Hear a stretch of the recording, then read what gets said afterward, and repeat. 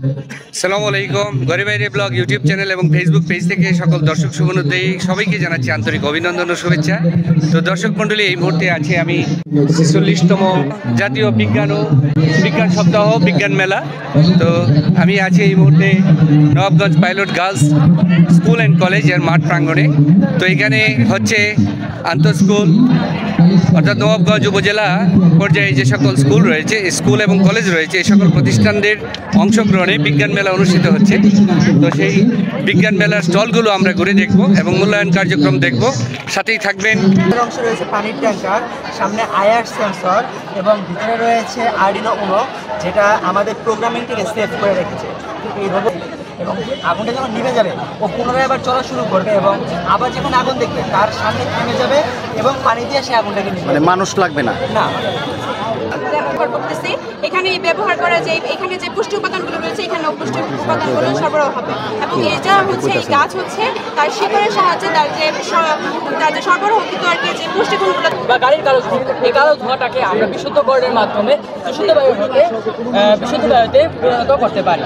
এখন জিঙ্ক, তারপর কার্বন, এই ধরনের কিছু যদি থাকে তা এখানে জড়ো হয় আমাদের যে বিশুদ্ধ বায়ু। এবং এটা ময়লা আবর্জনা দিয়ে ভরা। এখানকার রাস্তাঘাট তেমন উন্নত নয়, এখানে ইট ভাটা রয়েছে, কলকারখানা রয়েছে, যার এটা মানুষের জন্য অনেক ক্ষতিকারক এবং এখানে কিন্তু মানুষ বাজার করতে আসতে পারবে না। এবং এখানকার যে ময়লা দ্রব্য জানি যে কিন্তু মৃত্যুবরণ করে, সেই জন্য ফ্লাড অ্যালার্ট হচ্ছে যে মানুষকে সতর্কতা জানানো যে বন্যা আসছে, এই জন্য মানে মৃত্যুবরণ করবে না। এটা কি পানি বেড়ে যাওয়ার পর তারা অ্যালার্টটা বাঁচবে? ডিটেলিং করবে না কেউ? স্যার ম্যাডামকে জানাও। এই এয়ারপোর্ট ব্যবহারের মাধ্যমে কমাবো।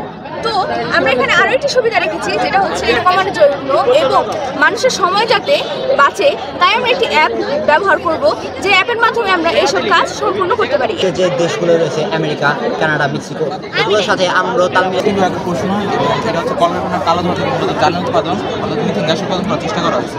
এবং আর এটা সম্পূর্ণ হবে হলো আমাদের বাংলাদেশ থেকে নিজস্বভাবে। এখন এটা কীভাবে করবো, যে কলকারখানার যে কালো ধোঁয়া আছে এখানে মূলত 4টি গ্যাস থাকে: সালফার ডাইঅক্সাইড, নাইট্রাস অক্সাইড এবং কার্বন ডাইঅক্সাইড। এই 4টি গ্যাস আমরা একটু তার ভিতরে প্রবেশ করাতে চাই। ওর ভিতরে যদি আমরা প্রবেশ করাতে পারি আর ওইটার যদি আমরা বংশবৃদ্ধি করাই, যেরকম এই যে প্লাজমিক ডিএনএকে বংশবৃদ্ধি করালে আমরা এর ভিতরে যে বৈশিষ্ট্যটা দিয়েছি। বাংলাদেশের মন্ডল ইঞ্জিনিয়ারিং কলেজের সাবেক মেধাবী ছাত্র নাহিয়ান ও তার দল একটি প্রোটোটাইপ রকেট উৎক্ষেপণ করতে সক্ষম হয়েছে, যার নাম ছিল ধূমকেতু X0.01। এটা ভূমি থেকে 1 কিলোমিটার পর্যন্ত উঠতে সক্ষম হয়েছিল। এছাড়া আরও ধূমকেতু X0.06, 0.01 এবং ধূমকেতু X0.01 নামক রকেটটি 100 কিলোমিটার পর্যন্ত উঠতে সক্ষম হবে। তো আমরা এখন বাংলাদেশে আমরা চাচ্ছি যে এই রকেটটা উৎক্ষেপণের মাধ্যমে বাংলাদেশ মহাকাশ অভিযানে যেন গুরুত্বপূর্ণ ভূমিকা পালন করতে পারে এবং এই রকেটের মাঝে আমরা স্পেস ক্রাফট পাঠিয়ে মহাকাশচারীরা যেন বিভিন্ন ধরনের তথ্য আমাদের দেশে পাঠাতে পারে। আর বঙ্গবন্ধু স্যাটেলাইট যে স্যাটেলাইটটি আছে সেটা যুক্তরাষ্ট্রের ফ্যালকন 9 নামক রকেটটি দ্বারা উৎক্ষেপণ হয়েছে। সেখানে যদি আমরা আমাদের নিজেদের রকেট ব্যবহার করতে পারি, আমার মনে হয় আমরা মহাকাশে অনেক গুরুত্বপূর্ণ ভূমিকা পালন করতে পারবো। আর রকেট উৎক্ষেপণের ক্ষেত্রে নিউটনের 3টি লয় কাজ করে। এখন আমরা একটি রকেট উৎক্ষেপণ করে দেখাচ্ছি।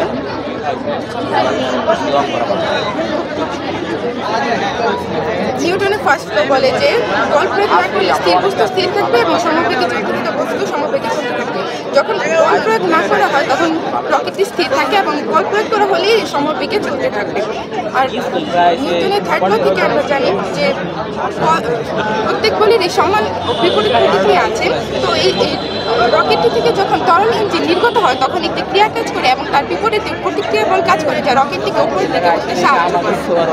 তো আমরা চাচ্ছি এখন আমাদের বাংলাদেশের একটি স্পার্স নামক প্রতিষ্ঠান আছে যা মহাকাশ গবেষণা নিয়ে কাজ করছে, কিন্তু তেমন কোনো সাফল্য এখন পর্যন্ত আমরা লাভ করতে পারিনি। আমাদের তরুণ সমাজ যদি এভাবে আচ্ছা ঠিক আছে, তো প্রজেক্ট আমাদের স্কুল সেকশনে আমাদের টপিকের নাম হচ্ছে গ্রাফিক্স ডিজাইন এবং ফ্রিল্যান্সিং।